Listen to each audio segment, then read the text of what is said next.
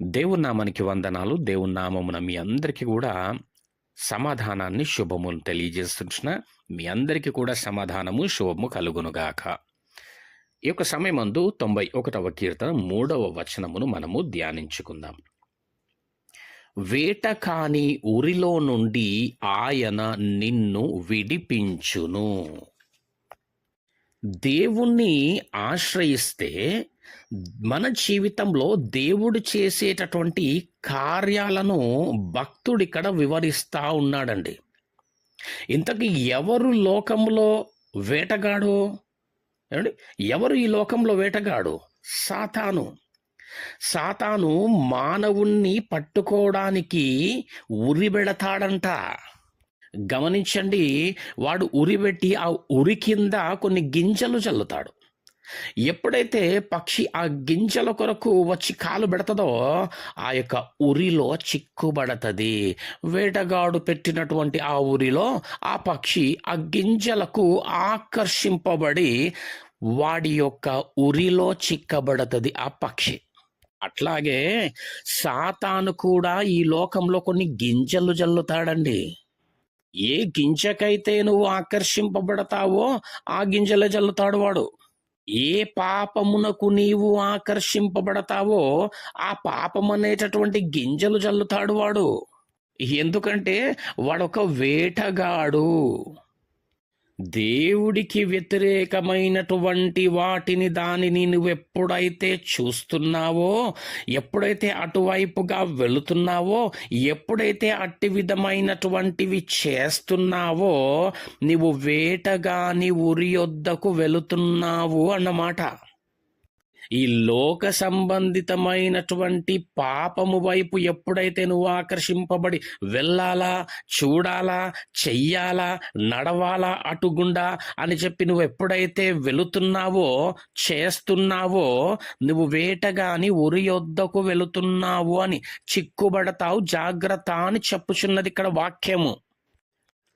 కానీ నువ్వు దేవుని యందు ఉంటే గనక వాటన్నిటి నుండి దేవుడు మనలను విడిపిస్తాడు, దేవుడు మనల్ని కాపాడతాడు.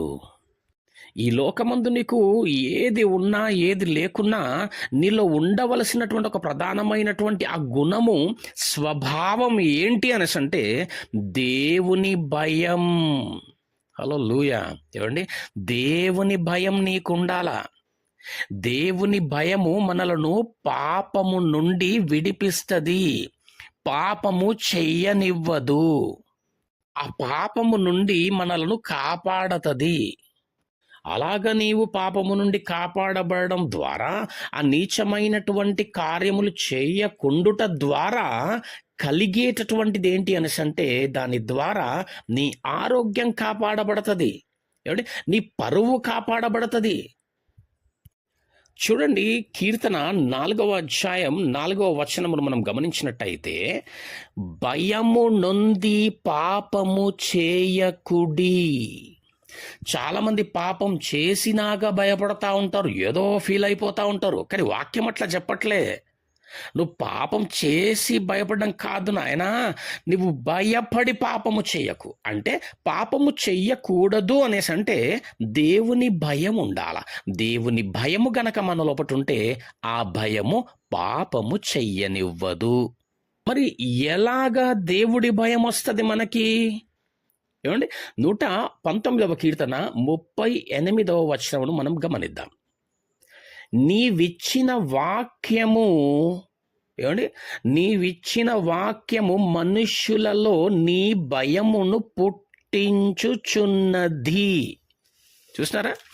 దేవుడి భయము నీకు కలగాల అంటే నువ్వు దేవుని యందు భయం కలిగి పాపము చెయ్యకుండా ఉండాలనేసంటే, పాపమును జయించాలనేసంటే, ఏమండి, సాతాను వేటగాడు వేసేటటువంటి గింజల వైపు కాదు పరిగెత్తడం, వాక్యం వైపు పరిగెత్తాలా. ఎందుకంటే ఈ వాక్యమంట మనుషులలో దేవుని భయమును పుట్టిస్తుందంట. ఎప్పుడైతే దేవుని భయము మనలో ఉంటుందో మనము పాపము చెయ్యము, పాపములో పడము, పాపమును జయించు వారమై ఉంటాం.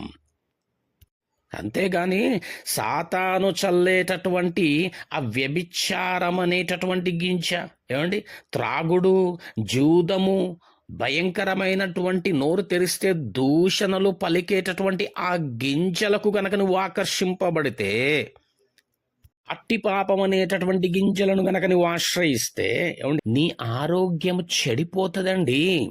ఏమండి, అట్టి గింజలకు గనక నువ్వు ఆకర్షింపబడితే మన పరువు పోతుంది.